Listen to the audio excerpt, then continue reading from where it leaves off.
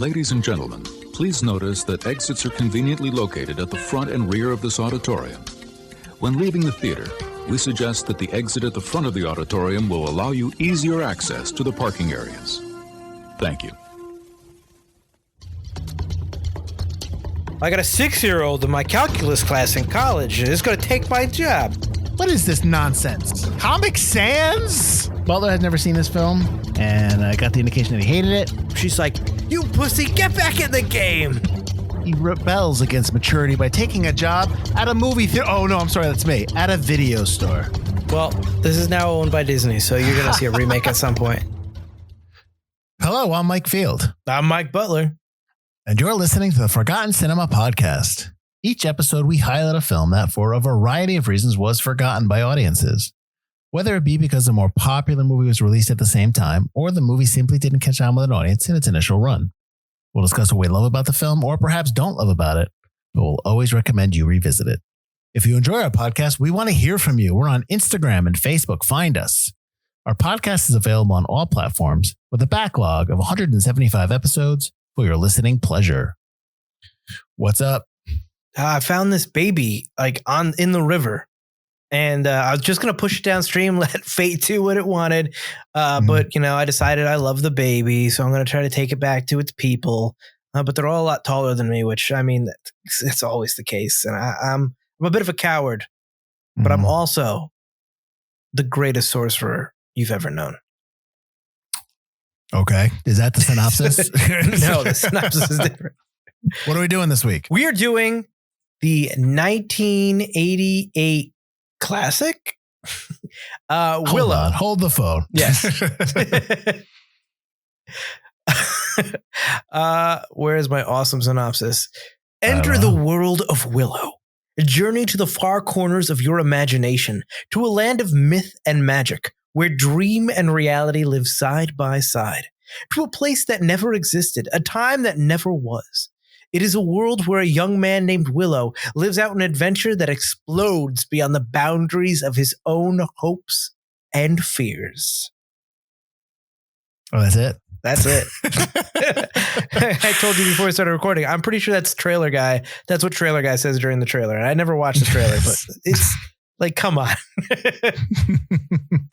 So Willow has a runtime of 126 minutes. It's rated PG. Production budget of $35 million. It came out on May 20th, 1988. That was a Friday. Opening weekend, it did $8.3 million. Domestic, $57.2. International, $80.4, which gives it a worldwide total of $137.6 million. Now, fun fact, usually I get these numbers off of Box Office Mojo. But Box Office Mojo does not have international numbers. I was going to say, where'd you get international from? Because I don't have that. Wikipedia. But again, as I say, sometimes, not all the time, but sometimes a lot of this information is on the internet. So take it with a grain of salt. Yeah. But again, I'm surprised. Like this movie would go out internationally. So I don't understand why Box Office Mojo, you failed. You failed me. So production company was MGM, Lucasfilm Limited, and Imagine Entertainment. It was distributed by MGM UA in the US and United International Pictures internationally. So it came out the 20th of May, 1988. It went up against nothing in a wide release. There was a limited release of Call Me, which I've never heard of. Mm-mm. So the weekend after, you had the 27th of May, which was Crocodile Dundee 2 and Rambo 3.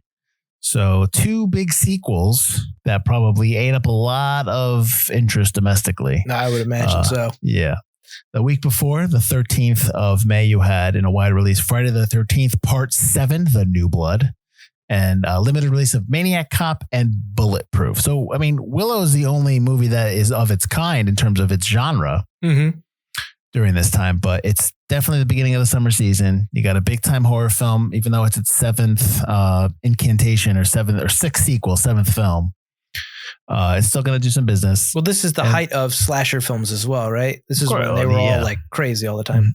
But then you have a Crocodile, and then the week after you have a Crocodile Dundee is a was a huge hit. Mm-hmm. So the sequel, regardless if it's good or bad, it's opening weekend, it's going to do business.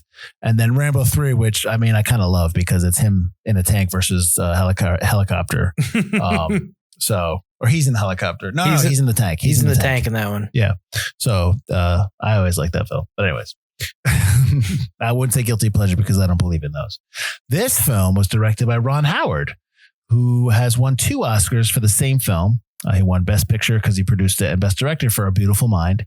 He also did Apollo 13. He was nominated for Frost Nixon for Best Pick and Best Director. And he also did Solo, a Star Wars story, amongst other things. Story was George Lucas. I don't know if you've heard of him. He was nominated for 2 Oscars, both for American Graffiti, Best Director and Best Writing. He was nominated for 2 Oscars for Star Wars, the same thing, Best Director, Best Writing. And then, of course, we all know who George Lucas is. Screenplay was done by Bob Dolman, who's done Far and Away, The Banger Sisters, the TV show SC TV channel, and the upcoming TV show Willow, which is why we're doing this film, because there's a sequel series coming out on Disney Plus, which is featuring some of the original cast, not all, for some reasons, different reasons. But yeah, so I didn't realize that Shorsh is in it. Like Joanne Wally's in the sequel series, so she makes an appearance. But anyways. Cinematography was Adrian Biddle, who was nominated for an Oscar for Thelma and Louise. He also did Aliens, V for Vendetta, and a movie we did last Forgotten Horror, Event Horizon.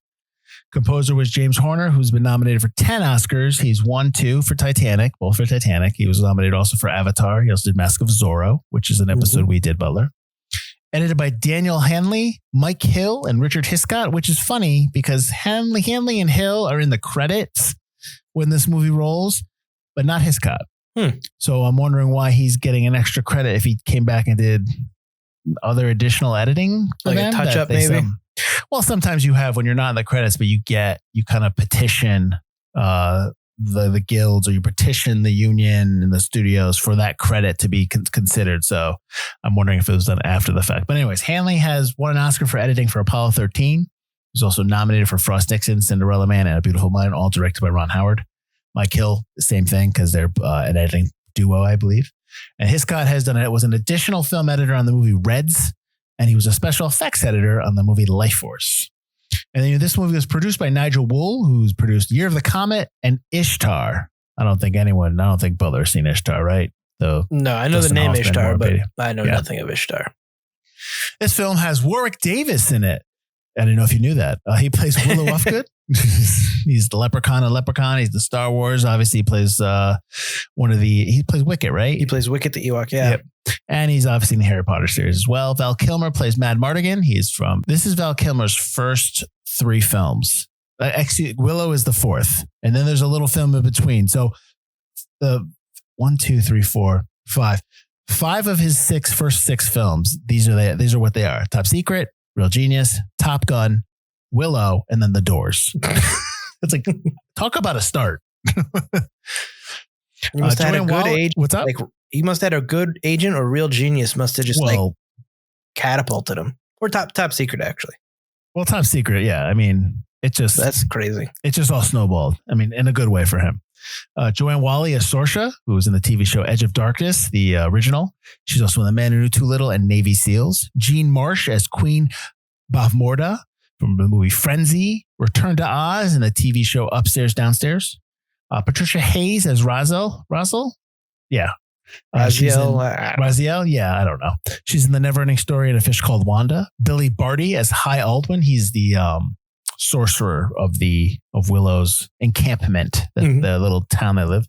He's from Under the Rainbow. Legend and Masters of the Universe, which I didn't get. He's that little dude in Masters of the Universe. That's the ugly little gnome guy? Yeah. Kevin Pollak as Rule. He plays one of the Brownies. He's in The Usual Suspects, A Few Good Men, and the TV show The Marvelous Mrs. Maisel. And then Pat Roach as Kale, who's the guy who wears the mask, the skull mask. The big guy. The big heavy.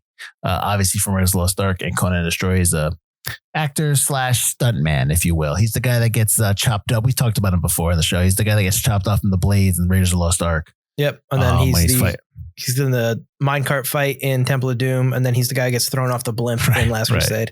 He always has one fight with Indy. That's fine. Not anymore though. He passed away in 2004. So rest in peace, Mr. Roach. Rest in peace. This film was nominated for 2 Oscars, sound effects, editing, and visual effects. Obviously, it did not win. It's a long shoot. Filming date was April 27th, 1987 to October. So that's a long, long date. I know. And that's it for my facts, Butler. You were pushing heavy for this film, for us to do this, because you wanted to coincide with the series that came out. I was curious to see the interest, if interest would peak, because we did something that was connected with something. Right. So it's been a long time coming. It wasn't always Willow, but I'd always wanted to do something that connected with something in the outside world. There's a lot of things that we've been trying to do for interest to peak. And,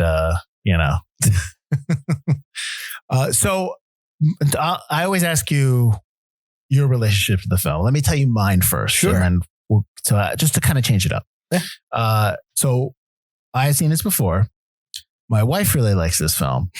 During either the summer or I can't remember how long ago. I don't know if it was over the summer. It might have been, or it might have been during pandemic times. I don't know. We watched it again. So I had seen this film recently. Not so recent that I could skip out on the screening for us, which I've never done. Sure. So this is probably my second time in like the same within a year. Yeah. Year. Yes. So, I have pretty much the same opinion I had when the second time I watched it, because the first time I watched it, obviously I have a reaction of just, it wasn't my cup of tea. I just wasn't into it. The fantasy theme, the fantasy genre is one that it takes a lot for me to stay with it. Like the whole Rings of Power show that's on Amazon. I don't know if I'm going to get to that. I just don't feel like Lord of the Rings. When it came out, it was like an event to go to. Right. And so let me check it out. And so I watched it and I was invested in finishing that series. But the Rings of Power, I don't feel any kind of pull to it. That's not to say that if I watch it, I'll get into it. Like I said, I am definitely hamstrung going into fantasy movies. So it wasn't my thing when I first saw it. Last time I saw it and this time, I kind of had the same thing. Like, it's fine. It's okay. I don't love it. I don't have a reverence for it that a lot of people have. And very similar to the episode last week we did with The Last Starfighter. Like, it's another one of these 80s films that there's such a reverence for it. But for me, I'm just like, not as much. So that's kind of where I come from to this film. How about you? I grew up, I've watched this a few times growing up. I've watched bits and pieces, maybe 15 years ago, but really not the whole thing. I haven't seen this movie in completion since I was younger. And it was just on like a burnt VHS that my parents had. I'm kind of the same way with you with fantasy. Like, I like Lord of the Rings. I like Game of Thrones. I actually do like Rings of Power, but it's because I watched Lord of the Rings and I like Lord of the Rings. I also really like the King Arthur myth, but other than that, like, fantasy doesn't really get me going. I'm more of a sci-fi guy or like a spy genre kind of guy. So I always liked Willow, but I was never obsessed with Willow. It had its moments that I always really like. Obviously, the theme song is classic. Well, it's in all the trailers. It's in all the 90s. trailers in the 90s. So that was always there. I like Warwick Davis. There are certain like fight scenes, and Val Kilmer is really good. But overall, the movie was always a little hokey. And I still feel like it feels that way today, to the point where there are things that I like in the movie, and I'm definitely going to watch the show because I did watch this growing up. But there are things that just I kind of like, all right, it just seems, watching it again now as an adult, it seems like what you would imagine playing through like I've never played the game, but like if you're playing Dungeons and Dragons and someone came up with a story on their own, like just some random guy, like, I got this really great D&D story we're going to play through, and it's got trolls and this, and then this happens. And it's just like throwing all this fantasy stuff at you just to create these obstacles because it's all part of a game. It doesn't really serve the story as much as it serves throwing a whole bunch of fantasy crap at you to try to make a franchise, which I'm sure is what Lucas, after the success of Star Wars, was kind of hoping for with this. A lot of the notes that I read was that Lucas was hoping to match the popularity financially of E.T. I think he I did read that. Yeah. He when you think back to all that stuff, I think Lucas was really trying to get one over on E.T. I mean, in a good way. I don't think he had some kind of anger towards Spielberg. I just think E.T. was such a huge hit with kids. Right. That, because I remember, is it did Lucas take out the ad in Variety that congratulated E.T. on beating, was it Star Wars or something? Like, say it beat out one of his, I think it was. Because Spielberg took out an ad for Star Wars beating Jaws. So he took out an ad for E.T. beating Star Wars. I think he was trying. A lot of the notes in this film is about Lucas's desire to one up E.T. It's like a friendly competition between good friends. Exactly. I'm not saying it's any kind of a negative way, but it was definitely that focus. So, now obviously that didn't pan out as we notice, as we see. And the expectation with this film was that it was going to spawn sequels. Mm-hmm. Like it was, and because it didn't do well, that actually turned into books. And now I don't think the book count because he only gave an outline to the writer. And then the books ended up being these dark, dreary, bleak things that killed off characters for no reason. Yeah. So he kind of disowned them. So I also saw that people are wondering if the sequel series is going to use the books, but based on that comment, I would imagine no. No, the books are written by Chris Claremont, who did X-Men, and they're called Shadow Moon, Shadow Dawn, and Shadow Star, and they were published in 95, 96, and 2000. And Nick, you said that I guess they were bleak and people didn't like them, and I guess so. Yeah, he disowns them. Yeah, so they don't count. I mean, just the names. I mean, Willow doesn't really. The thing about Willow, I think, that differentiates itself in a good way from Lord of the Rings and Game of Thrones and fantasy stuff of that ilk is that it is more or less, which we'll get into. Like, I don't agree with the PG rating, but that it is more lighthearted. It is something you can watch with your family. It's more fun than dreary and bleak. What's more fun than a movie that's the main villain's plot point is the murderer child? It's such a family fun adventure. Oh, it's just classic. That's classic fairy tale, though. No, I gotcha. But like, there's like jars of, I mean, I'm assuming it's blood at the end that's sitting around. And there's a lot of stuff that's not PG appropriate at all. Right. When Willow transforms a troll and the skin falls off of it and it turns into the demon egg, I was like, that's frightening. That's horrible magic. He does that at the behest of Raziel, who is like, Willow, use the wand. And she didn't tell him to do that. Well, that's what I'm asking you is like, did she know that he was going to do that and that it was going to create that big giant creature? Like, was that her plan the whole time? I have no idea. Who knows what she knew? Because it was like, she's all over the place. Yeah, it's had the years been that long. It's like, what? Don't you know how old you are? She just ends up becoming this Merlin character for no reason. Like, not no reason.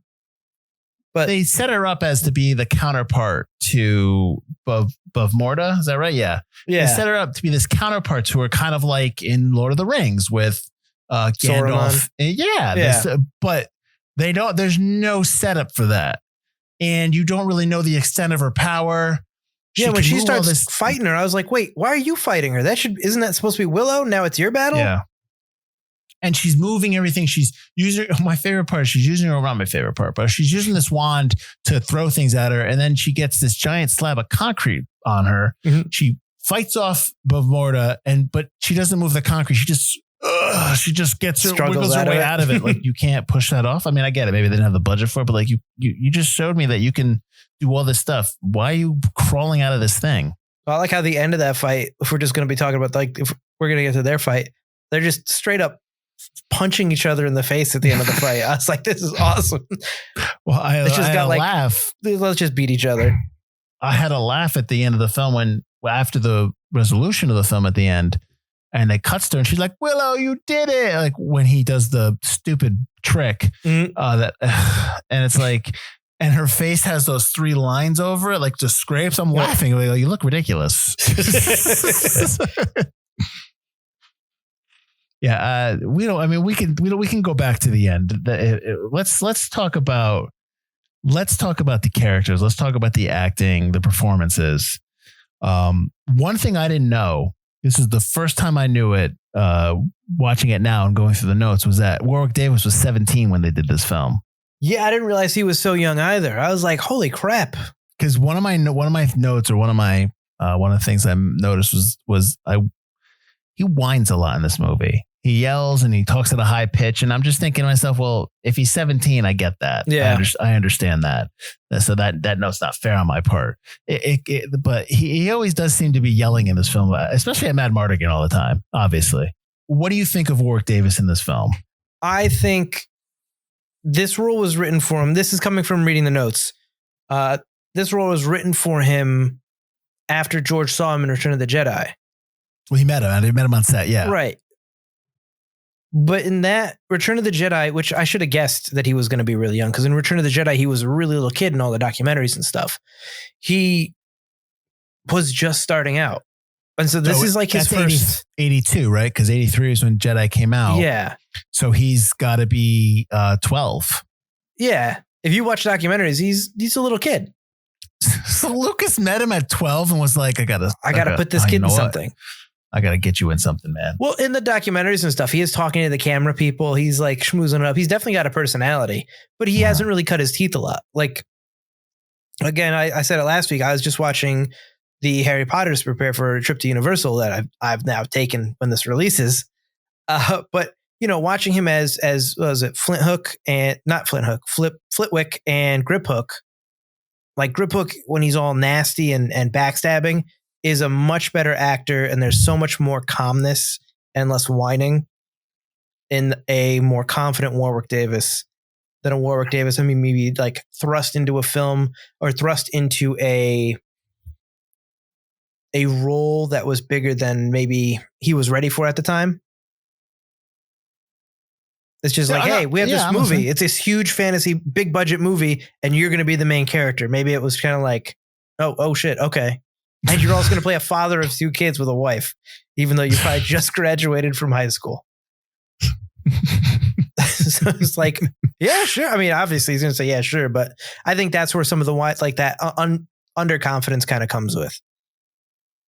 I didn't get a sense that he didn't have a handle on the part. Maybe just like you said, he was too young to handle certain gravitas moments of the script. But to be fair, they didn't really, with the exception of the stuff with his family, there's not a lot of stuff like that throughout the movie because it's an adventure. So he's kind of reacting to a lot of stuff. Right.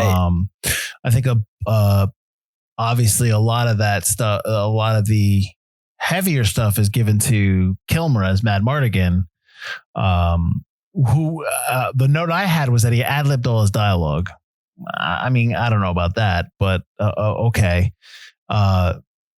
Though I liked him in this movie. He's obviously good. He's very good in this film. Yeah, he has a lot of trying to find a better word than personality. Charisma? Yes, he had a lot of charisma in this movie.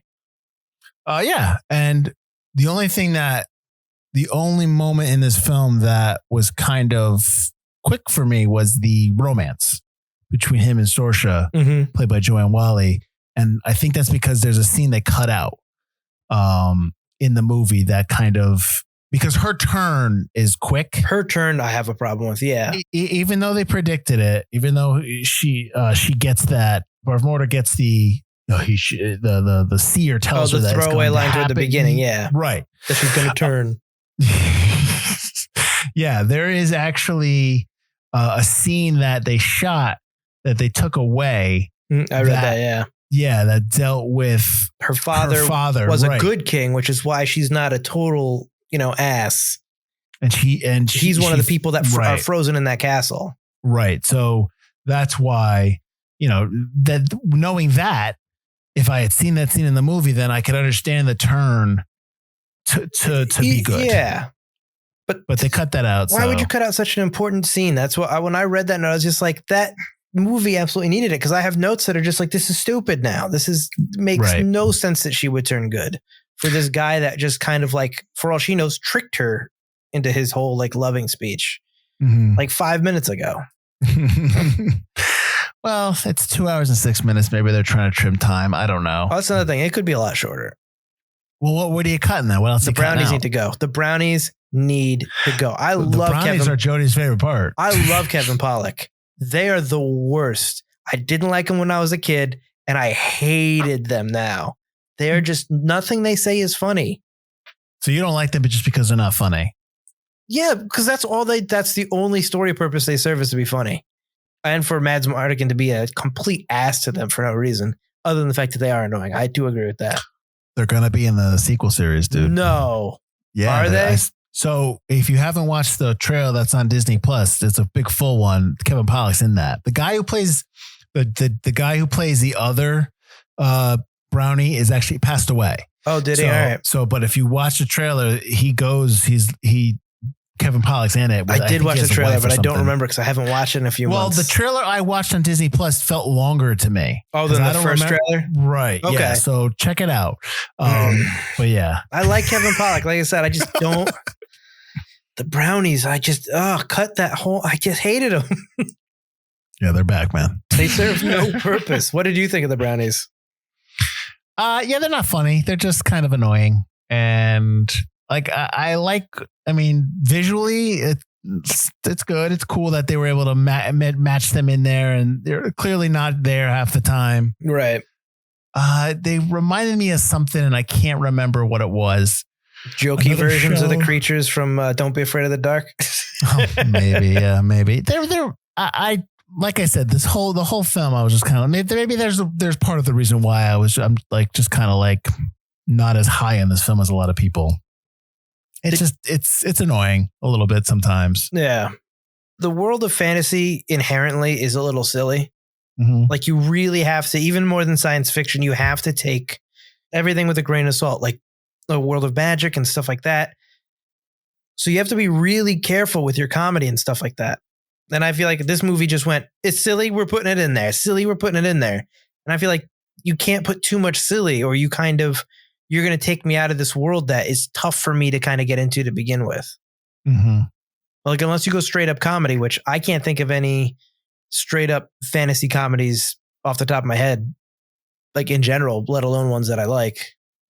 No, fantasy is never really, there might be comedic not comedic actors, but comedic characters, or, you know, to lighten the mood, but there's not much straight comedy in these type of films. They're always big grandiose films of princesses and kings and queens and wizards and sorcerers, and a great big tale and a trek that you have to go. We have to fight all these battles, and we're going to fight a big giant dragon. There's always that stuff. Well, I guess Princess Bride then.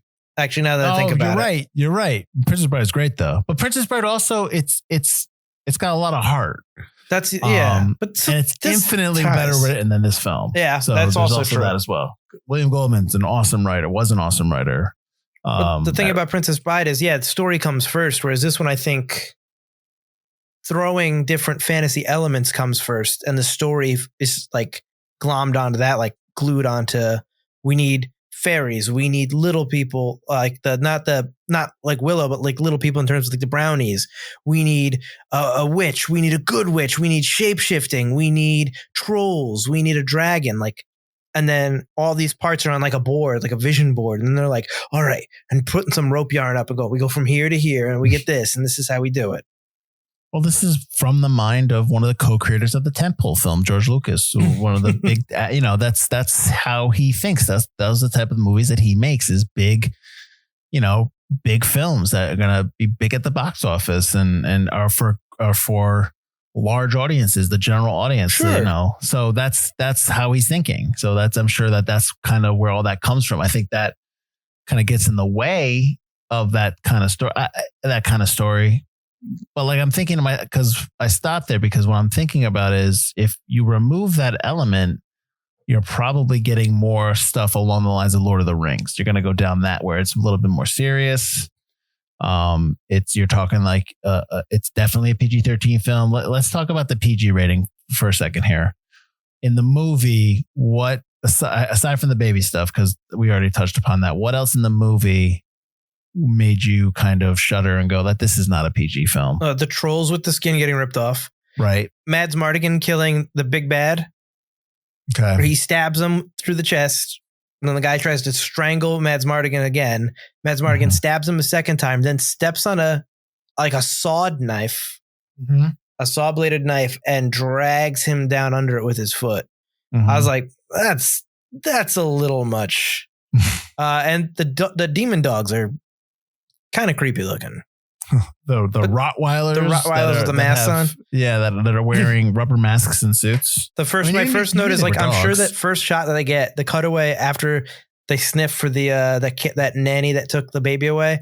Like the next shot has got to be like the paw coming up trying to get the mask off, just like constantly. Well, you also have that shot from across the river where that nanny's getting eaten.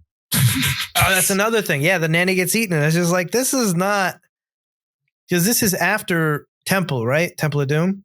This is after 84, Temple of Doom. Yeah. The PG-13 exists. Yeah, but it's fairly new. So, and maybe again, they might have gotten it and they pushed for the PG because of kids. They want to get more kids in there, right? But I think some of that stuff keeps it from being really PG. Mm-hmm. Like there really is an over amount of blood and violence in this movie. To the point where even I would be like, ugh. And I'm always defending, well, it's the 80s. It was a different, people were more tolerant of different violence, but this movie's got a lot of stuff. No, it's definitely pushing the envelope. And the people turn into pigs too. Yeah. So did you see the note that the pigs were constantly trying to mate? Saw that. So I had to pour cold water on them. Yeah. But just the fact that they had hundreds of pigs out there for the scene is impressive because they just digital that now. But yeah, so I thought that was funny. I was like, oh boy. What I thought was impressive was right after that, the scene when they hide underground and then they storm the castle. The horses getting up from a lying position with people still riding them. Yeah. And that wasn't CGI. I was like, that's impressive. Also the fact that they were able to dig holes that deep under the cover of night that wasn't even the full night. Nobody noticed. Like 4 hours. Nobody saw. And Raziel had to resurrect them apparently one by one from what we see in that one shot, which I didn't understand as well. if she's just as powerful as Bavmorda, and she did it in one, and she did it just standing over all of them, why couldn't she do that? Why couldn't Raziel do that? And having to take Willow's wand from him too. Well, it was for her. It was for her, but yeah. Yeah. But Bavmorda or whatever didn't need to use her wand. Yeah, I don't know the power there. And the fact that it hurts Willow's hand every time, his wrist every time he does it, I feel like nobody brought that up in the pre-production, and either the director on the first day or Warwick Davis was like, what do you think of that every time I use this? It hurts my hand. Like, yeah, go with that. Because I just didn't understand, what are we doing with? Like, we never bring it up. Like, if it always hurts him, that's great. But like, can you say why it hurts him? Yeah. Well, I know that in most fantasy stuff, the reason wizards always look old and stuff like that is because using magic sucks your life force away. It ages you and stuff like that. So that's probably what they were going with. But you need to be told that. Yeah. You can't just like, oh, they're just going to assume that. They're just going to know. No. They're going to know.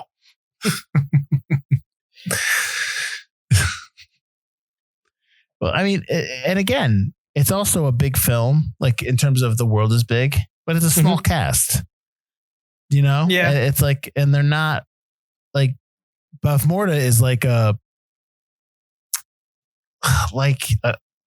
classic villain, but she reminds me a lot of the evil queen from Snow White.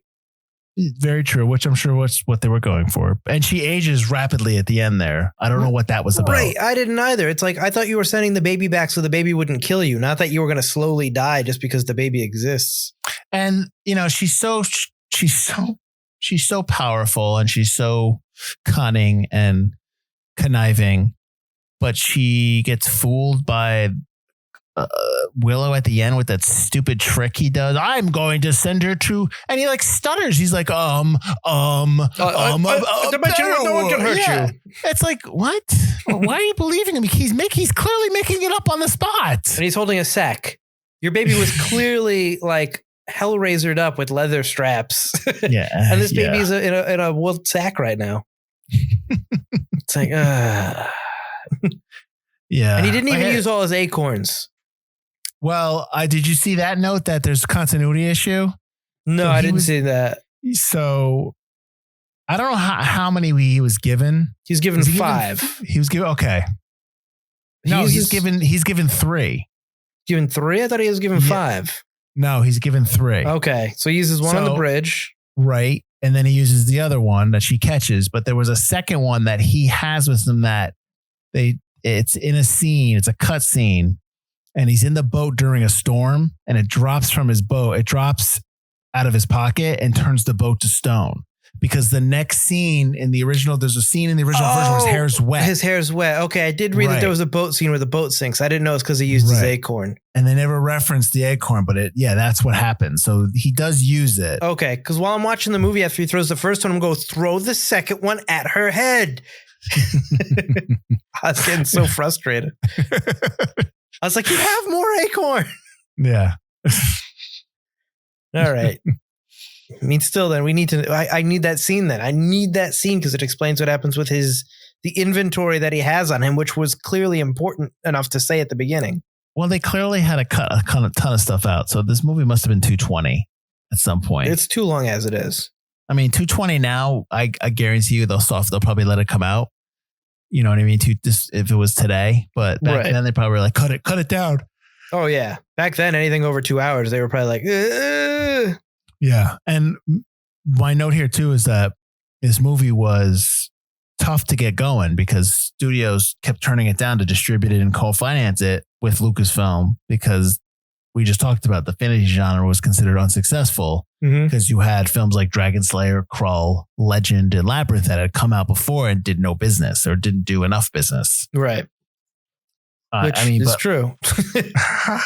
But like Legend and Labyrinth are cult classics now. Right. I know some people that like Krull, but so they're not ill received. I guess that's the best term I'm thinking about. They grew on people, but back then, if you're looking at it, they probably haven't made all that money yet. I mean, home video is still rather new and they're still kind of getting to the point where people are like, check this out. Word of mouth probably wasn't for cult films like that. Probably wasn't as strong quite yet. Well, I mean, I feel like this film, excuse me. I feel like this film has succeeded because of not just word of mouth, but just, it's stood the test of time. But that's why a lot of people, this film has carried over through generations. Oh, sure. And maybe that's just because of the story elements that we have come to know in, you know what I mean? Like it's a story that is well known, has been told many, many times, like this kind of tale. So I feel like this story has benefited from that as well. It definitely helps that, like we've said, it's like a lighter fantasy. So this is like, if you like fantasy and you want to show your kids fantasy movies, you can start with Willow because it's a little less intense. It's a little easier to follow. And then you can graduate them up to other things, especially if you, like you said, if you're like fantasy. It also doesn't hurt that it's made by George Lucas. So I'm sure a ton of people that like Star Wars go, oh, George Lucas made this movie called Willow? Absolutely. Let me watch that. I think that's why I watched it. Yeah. That's why I watched it the first time. Yeah, his name on it definitely kind of gives it a pump up, especially back then. Definitely back then. And maybe kind of carried over through home box office and stuff like that. And maybe even today, I'm sure there are tons of people my age that look upon this film very fondly, like my wife, because it was when they were younger and kids, and they loved that world, much like a lot of kids who watched Lord of the Rings 10, 11 years ago, feel about that film. Sure, even though that's a little darker. Oh yeah, don't like the books for the Willow. I mean, not that this movie does have good moments. It's not completely irredeemable. Like there's like the effects are good. What's up? I was gonna say such as what good moments? The effects are okay, or pretty good. Warwick Davis is still like, he's a great underdog character. You want Willow to come out ahead. Although I don't like that he's a coward for way too long, because he gets brave, then becomes a coward, then he gets brave. It's kind of like last week's film with Last Starfighter. It's you finished his journey. He's got to be brave. He's got to continue on. But I think What's up? I was just saying, I just like at the end when he comes back and I was like, Willow's back. I'm like, what if he just lies to you? You have no idea what he just been through. He could just found this horse on the side of the road. He could just come home and he could tell you everything that really happened. But like, I'm half picking that dude that's a jerk off, that looks like a jerk off, like the baby spits on him, or Martin or whatever his name is. Like, he could just be like, you made that up. You didn't do any of that. Like, how do you believe him? How do you know? Well, I did turn the apple into a bird. Oh, I know. I love that. Willow's back. Check this out, bitches. I know magic now. Yeah. Oh, what up? What up? I know that the apple is probably what you really want because that's going to nourish you, but I'm going to show you this bird I got here. Sure, this dove is going to die in a couple of days. Yeah. And also, here's the other thing. He throws that up in the air. Why isn't his arm hurt? Oh, why did I do that trick? Because now he really knows magic. And that's punk magic. I was hoping he would return and then just sock the landlord guy right in the face. But you were talking about other redeeming qualities while I just started ripping on the film again. I just think he's a great character to kind of look up to. Val Kilmer's really good. He's really charismatic. The two of them are really good together. The fight scenes, like I really like the castle keep scene. When they go into the abandoned castle, well, not the cursed castle. Although we're missing that whole scene we needed. I thought the fights were pretty good. I enjoyed that he locks the door and they have to go get the tree, to tear it down, to break down the castle walls. And in the meantime, Val Kilmer's setting up all those traps and stuff. And so is Willow. I liked that it's almost happening in real time. And unlike a movie like Lord of the Rings, where then now we'd get like 8,000, fantasy monologues while we're waiting. Nightfall is coming. Drink up, boys, for this will be the last night of our lives. When 800 years ago. When they started doing the songs, like when they started singing the stuff, like when they started like doing like the little hymns and the limericks, that's when I was like, all right, enough. Even though they did a lot more of that in The Hobbit, but then this one, yeah. So like I was kind of happy that it just was like, all right, we locked the doors, down to business. Let's set some traps, and boom, they got through the door. Now we're fighting. Yeah, so I thought that's not fighting. He's just hiding. He's hiding. Well, he fought the trolls. Those trolls, like what were those supposed to be? Rejects from like Planet of the Apes. That's what they looked like when they were crawling on the bridge underneath. I was like, ugh. Yeah, they looked weird. I didn't really get what they were. Budget ran out by the time they got to them. Paint their face green, put them in monkey costume. Yeah, kids won't care. Kids won't care. Just easy action figures. Easy to print those action figures. So some of the notes I have here. In terms of just the watch of it, like when I'm just my viewing notes is, and not that I'm going to go back to the end. I don't really understand why or how the Queen of Mordor was defeated. I don't really understand what happened. She just kind of like, they stopped her, but I don't get how. Those blood candles are supposed to be, she was probably supposed to pour those on the baby. Mm-hmm. The lighting was probably supposed to hit those with the baby. And then the baby was supposed to transport. But instead, they covered her. The lightning hit her and she transported. So basically, she just ended up exactly where she was going to send the baby. Which was where? I imagine hell. I was confused with the fact that underneath her robes, she's wrapped up like a mummy. She's dressed like the mummy. Mm-hmm. Did you see that? Oh, yes. I didn't get that. I was like, what is this? Yeah. Or why not? What if you just killed the baby? She probably couldn't because it's a prophecy that the baby would kill her. So send it away. But you could just murder the babies in your hand. But maybe something would stop you. Maybe a piano would fall from the sky. How about we try? Listen, Voldemort didn't let anyone else try to kill Harry Potter. That's ego though. That's different. But yeah, no, I hear you. I'm glad that they didn't stick with the original title for this film, because Lucas conceived this idea in 1972 and he called it Munchkins. Oh, I saw that. I'm really glad that they didn't stick with that. You wouldn't see it today if it was called Munchkins. Well, no, they would change the title, but Disney would be like, oh yeah, you'd see like blah blah blah blah colon in really small font. Munchkins.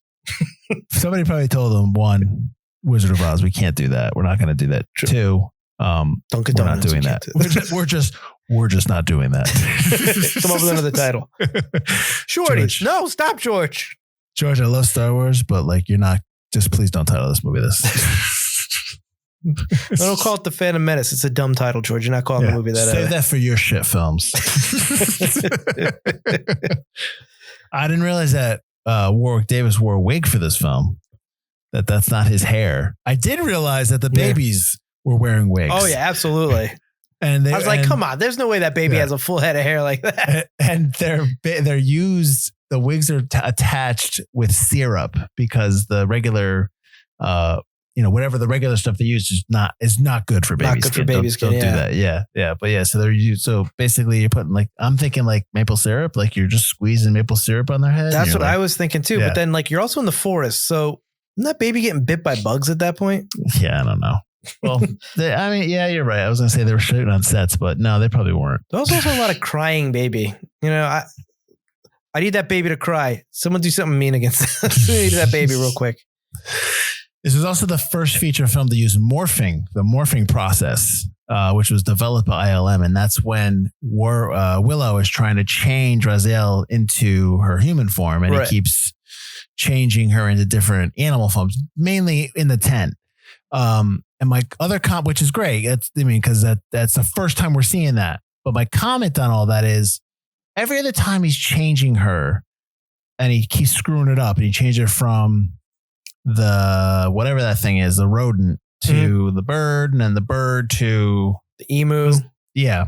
And then to a tiger. When he's doing that, the first 2 times he does it, or the goat, because he changes her into a goat. Oh, that's right. Yep. The first 2 times he does it, it's the same spell. But the time he does it in the tent, it's a completely different, brand new. Yeah. Yeah, I had that note too. People of the West and in the East and of the forest. I'm like, where is this? Why weren't you doing this originally? Yeah. So that's why you messed up, huh? and also, where are you getting that from? Was there a book that you picked up? Is there something that you found, a scroll that told you how to do it? No. You're just making shit up. You're just saying whatever. He just knows. That that's the spell. Yeah. Everybody knows the transmorgification spell. Okay. Everybody knows that, man. That's what I hear. It's like row your boat in Willow Land. Mm-hmm. Speaking of transforming, the guys turning into pigs was gross. Yeah, absolutely. That was that's what dreams are. That's what stuff and nightmares are made out of when that was happening. The one mostly pig with his legs flailing, but his arm is still real. And why not Willow? Why not Willow and Raziel? Because they're in a tent? She doesn't know they're there? The spell Willow was doing was a protection spell. Because she goes, do a protection spell right now so we can save your friends later. All right. So basically she was oh shit, let's save ourselves. Don't go outside. Did you see that John Cusack was tested for the role of Mad Mardigan? I did. I was just going to bring that up. And it's one of his biggest regrets. Yeah. He was disappointed he didn't get it. I get that though. Would you have liked him in that role? Would have been different. I don't know. I like John Cusack, but it is a different kind of role for him. Would it have changed his career path? Yeah. Would it have changed what he would be? If you have to take into account him as an actor, him as a person, is he going to really embrace that? If he did really well, maybe more action type roles would come his way. But he's in Con Air later on, obviously. And that's an action film, but it's really not. He's not doing the action. Yeah. He's kind of driving around, chasing the plane around. Mm-hmm. True. I think if he did a good job, maybe it would change his career. I think it would have been an interesting role. It definitely would have been done differently. Yeah. And Con Air was 97, right? Yes. Picture just that's 9 years from this film, 10 years his production, 10 years, and such a change in cinema in what that style and what just the look of, and just the kind of the technology and the camera, just the change in that 10 years is amazing. I always think about that. We always think about all these films from the 90s, 93 and 94, and all these movies like Jurassic Park and 93 and all these films of the 90s. And you never think about, we're only 5, 6, 7 years removed from the 80s. Yeah. There's such a jump that it's just, you don't think about it. You just don't ever think about it until you just sit down and think about it, I guess. Well, it's like films you think about the 80s films and that's an 80s film. But then you look at 70s films and it's just that is so different. Well, again, last week's movie, Starfighter, 1984. Mm-hmm. And it's 1984 that film is. And then Back to the Future, 1985. And those two films look like they're from two different decades, and they're not. Oh, yeah, absolutely. You know what I mean? It's just, I don't know. I could sit here and talk about the differences, I guess, for a while. Ron Howard passed on directing Cocoon the Return to do this film. Bad financial decision. Probably good. I like Cocoon the Return a little bit. I don't know if I've ever seen the sequel. The sequel's with Courtney Cox, where she's got the heart tattoo, the heart mole on her back. And that's how Gutenberg is told that that's the woman he's going to marry. And he meets her at the end of the movie. No, you never saw that. That's when they come back because they want to bring some back people with them. Then people stay with their families. Like Wilford Brimley and his wife stay. Is that why it's called The Return? It is. They do return. I mean, that's cool, I guess. I don't know if I'd need to see a sequel. I was never a huge Cocoon guy. I'd probably have to see it again as an adult to really appreciate it. But Cocoon, two things with Cocoon. Cocoon has a lot of older actors in that are really great. Right. Amici and stuff like that. Like they're just, Jessica Tandy, Hugh Cronin, Wilford Brimley. Just, I think people that maybe people now don't like, who are these people? But like they were pretty big back when they were younger. So it's really great to see them in that type of movie. Plus Cocoon was such a surprise and it was such a big hit. It was such an event hit that I think that's also why it's also well written. But this isn't about Cocoon.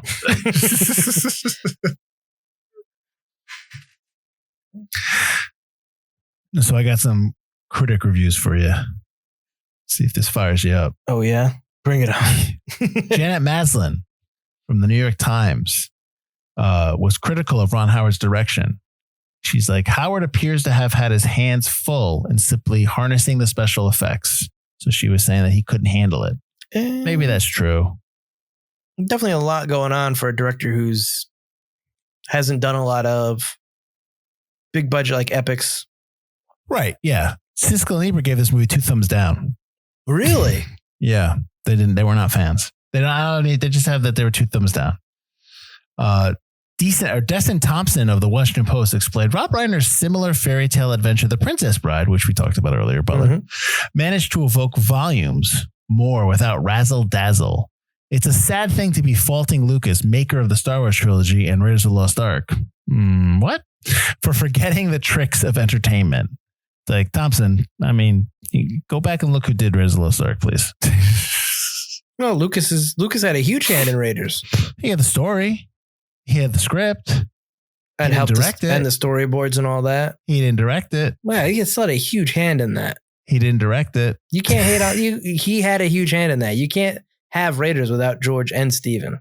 I disagree. I don't think you. I think if he had I think Raiders is the way Raiders is because of Spielberg. I'm not taking anything away from the story, but I'm talking about direction. I'm talking about the look of it and how it's put together. Because go watch a movie that he directed, Star Wars, and then go watch this movie, and directorial choices are far different in terms of pacing, in terms of staging and framing. You can give Lucas all the credit you want with story. I agree with you, but not direction. Not direction at all. I will not agree with you there. I think part of it's this isn't a podcast about that. So it's a podcast about tangents.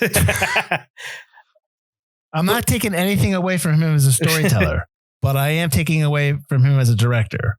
I don't think he's as strong as a director as you're giving him credit for. I'm not saying he's as strong a director either, but he also didn't direct Willow. Okay. So this guy in his review, he's not knocking George Lucas as a director.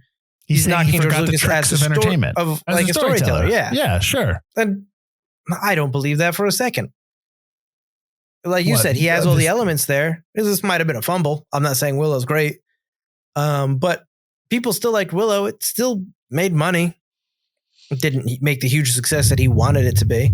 Mm-hmm. And then you look at, as derided as the prequels are, they also made money. He knows how to get butts in the seat, how to tell that, entertaining story. I guess it was successful internationally. Yeah. So Mike Clark of USA Today wrote that the Rainstorm wrap-up in which good edges evil is like Led Zeppelin meets the Wild Bunch. The film is probably too much for young children, as you said, Butler, and possibly too much of the same for cynics. I guess that's me. But any 6 to 13-year-old who sees this may be bitten by the movie bug for life. So maybe that's kind of where it... I'd agree with that. That's probably the sweet spot. So did you ever play the board game that came out in 1988? No, I would have been 1 year old. 1 year old. I mean, you could the board game probably wasn't available after that. It's called the Willow game. It's for 2 to 6 players adventure board game based on the film and designed by Greg Costigan. So it's from Tor Books. So if you want to look it up, maybe it's one out there. Is it like Candyland, but it's Willow Land? I wonder if it's more like Dungeons and Dragons or something like that. Maybe it's preset kind of Dungeons and Dragons. Maybe, yeah. Maybe like Jumanji. I do like Jumanji as a board game. That's a good board game. Even though that's a fake board game, then became a board game. It still works. You ever played the Jumanji board game? The original? No. That's a good time. I have not. So I guess why are we saying this is forgotten? All the reasons we've talked about this episode. I think it's not very appropriate. Rewind 20 minutes. It's not really appropriate for kids. Is certain scenes, and yet it's geared way younger. It skews very young. So a lot of people that even myself watching again, it's like I'm a little more jaded now. It's tough to appreciate some of the more lighthearted elements. I hate the Brownies. I think they're so dumb. They're so annoying. Some of the jokes don't land. Some of the action isn't great. It's too long. And yet it's still, there's so many plot holes. There's just, the story isn't cohesive. You have a character, a main character, your only female character really just suddenly turns good because you cut out a whole section explaining her backstory just to save time. Mm-hmm. And like you said, you kill the witch, but you don't really know what's going on. Just Willow's got to win. I think it's endearing. I think that's why it's got a cult following. I think if it was remade today, which I mean, it's pretty much what the reboot's all about. The sequel. I think you could do it again and just make something a little bit more like what, I guess, higher quality fantasy. You know, if you really put the time into it, Game of Thrones, Lord of the Rings, try to do something like that, but geared a little younger so that it's not just a bunch of adults watching. It's not too inappropriate. You can still have that kind of family friendly, in quotes, fantasy without veering far too family, far too kind of kid-like. Yeah, I think, I mean, the series that's coming out is more of an ensemble, like Lord of the Rings, you know, like, you know, the amount of Trek, there's like 5 or 6 of them with Willow. So I think that's kind of what it's doing there. Other than that, I have really no idea what the plot is of the new one coming out.